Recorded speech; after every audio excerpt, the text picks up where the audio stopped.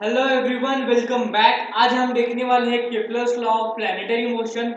And if you like video, please subscribe to my YouTube channel, like and share. तो चलिए start करते हैं। समझने के पहले ये एक्टिविटी दी गई है। कोन को हम इंक्लाइन प्लेन से काटेंगे और वहां पे हमें एक शेप मिलेगा और उस शेप को हम बोलेंगे इलिप्स।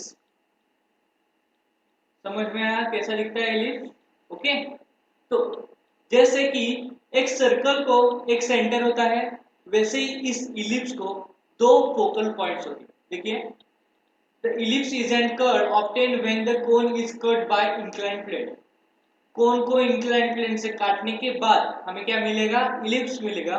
और इस इलिप्स में दो फोकल पॉइंट होते हैं। It has two focal points. वो कौन से देखिए, एक रेड डॉट दिख रहा है आपको, ये एक वहां पे और एक यहाँ पे, F1 F2 F1 F2। Okay, यहाँ तक क्लियर है? कौन को काटा और उसमें दो फोकल पॉइंट मिले, F1 और F2। Okay. Kepler second law. Kepler second law देखिए, हमारी अर्थ है और वो ऑर्बिट में घूम रही है। और हमारा जो ऑर्बिट है अर्थ का, वो किस की तरह है? इलिप्स की तरह है। ओके, तो हम क्या बोलेंगे?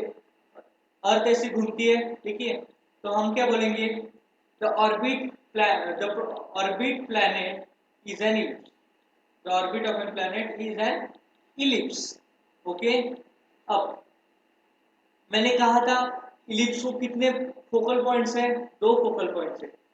एक फोकल पॉइंट होता तो फोकल बोलते हैं, दो है इसीलिए हम क्या बोलेंगे? फोकाई। ओके, दो है इसीलिए हम क्या बोलेंगे? फोकाई। तो देखिए, with the sun at the one of the foci. Foci मतलब क्या? दो फोकल पॉइंट। और विद द सन मतलब क्या? बताता हूं, लिखिए। देखिए, फर्स्ट F1 आ गया, F1 और F2। अब F1 या F2, इन कौन से भी जगह पे, एक जगह पे है, या तो F11 या तो F2 पे, कौन से भी एक जगह पे सन रहेगा। ओके, तो हम F2 पे लेते, सूरज दादा आ गए। तो अब देखिए, सन को हम एस से डिनोट करेंगे, F2 से नहीं। सन को हम किससे डिनोट करेंगे? F2 से नहीं तो एस से डिनोट करेंगे। हम क्या बोलेंगे फिर? The position of the sun indicated by S. यहां तक क्लियर है? आगे, हमारी अर्थ राउंड चक्कर लगा रही है ऑर्बिट में। ओके, तो अर्थ का जो भी ग्रेविटेशनल फोर्स है, शुरू में जब भी सन के पास वो जाती है तो फास्ट जाती है, और सन से दूर आने पर स्लो हो जाती है। फिर एक देखिए, हम क्या बोलेंगे? The speed of the earth is in orbit does not remain constant.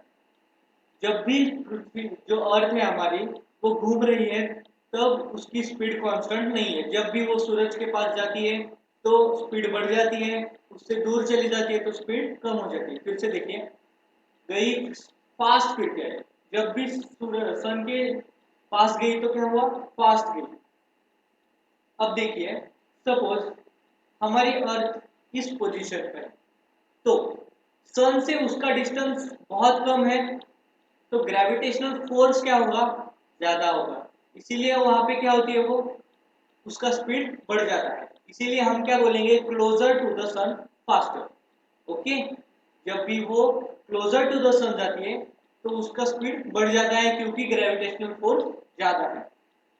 वैसे ही हमारी पृथ्वी सन से लॉन्ग डिस्टेंस पर है, तो क्या हुआ? ग्रेविटेशनल फोर्स भी क्या हुआ? कम हुआ। इसीलिए डिस्टेंस ज्यादा है, इसीलिए ग्रेविटेशनल फोर्स क्या हुआ? कम हुआ। तो हम क्या बोलेंगे? Farther from sun slow. Okay, sun से दूर होगी तो उसकी स्पीड क्या होगी? कम होगी, फादर। अब देखेंगे हम Kepler second law. Kepler second law में देखिए, सन को ऐसे डिनोट किया है और position A, position B, position सी और पोजीशन डी ये मार्क करके रखा है। अभी हमारी अर्थ पोजीशन ए पे है। ओके, तो हम सन और अर्थ के बीच में एक लाइन बना देंगे। सन और अर्थ के बीच एक लाइन बना दी। अब इन 1 मंथ हमारी अर्थ पोजीशन ए से पोजीशन बी तक जाएगी। Okay, in with in 1 month हमारी अर्थ ए पोजीशन से बी पोजीशन तक जाएगी। तो देखिए ए पोजीशन से बी पोजीशन तक गई, बाद में बी पोजीशन में आने के बाद वहां पे भी हम एक क्या कर देंगे, लाइन ड्रॉ करेंगे। इस लाइन को हम ड्रॉ करने के बाद ये हुई first case. Okay, first case हुई, क्या हुआ इस फर्स्ट केस में, तो with in 1 month earth A point से बी पॉइंट तक गई।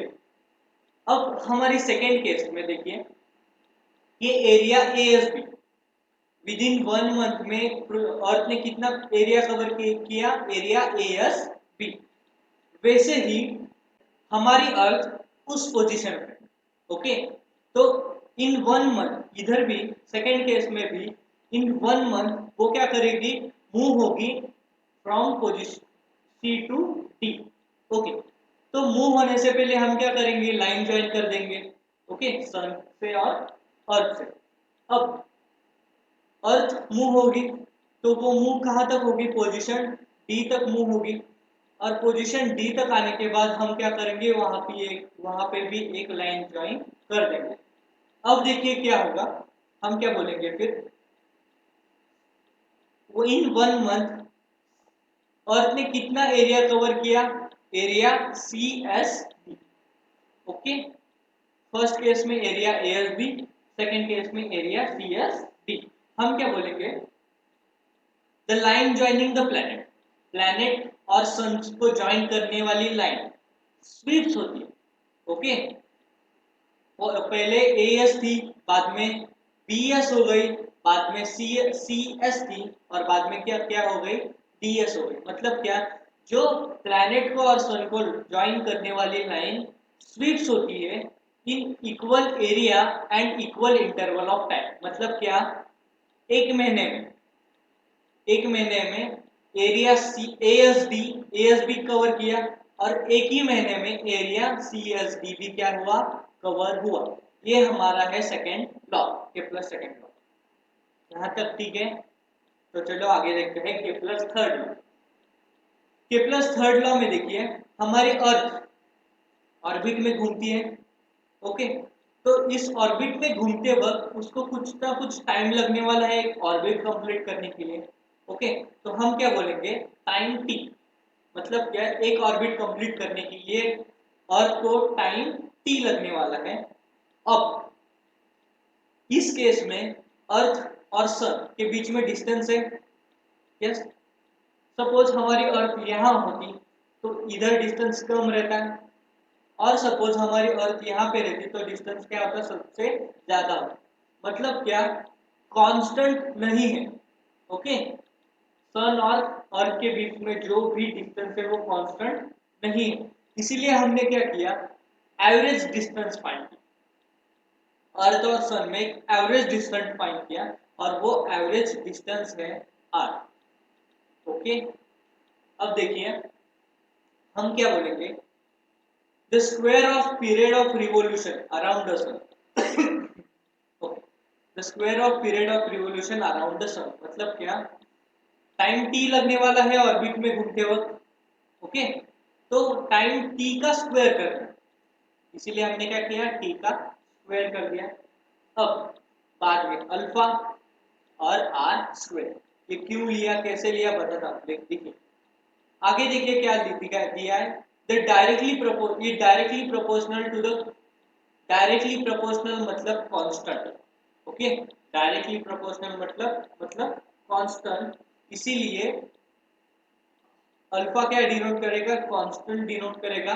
और बाद में देखिए क्यूब ऑफ मीन डिस्टेंस, जो भी मीन डिस्टेंस है, एवरेज डिस्टेंस है, उसका क्या करना है, क्यूब करना है। इसीलिए क्या किया हमने, T square constant average distance मतलब आर का क्यूब।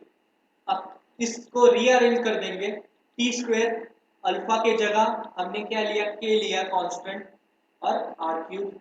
इसको फिर से रीअरेंज करेंगे, T square upon R cube is equal to K. इसको बनाएंगे डब्बा।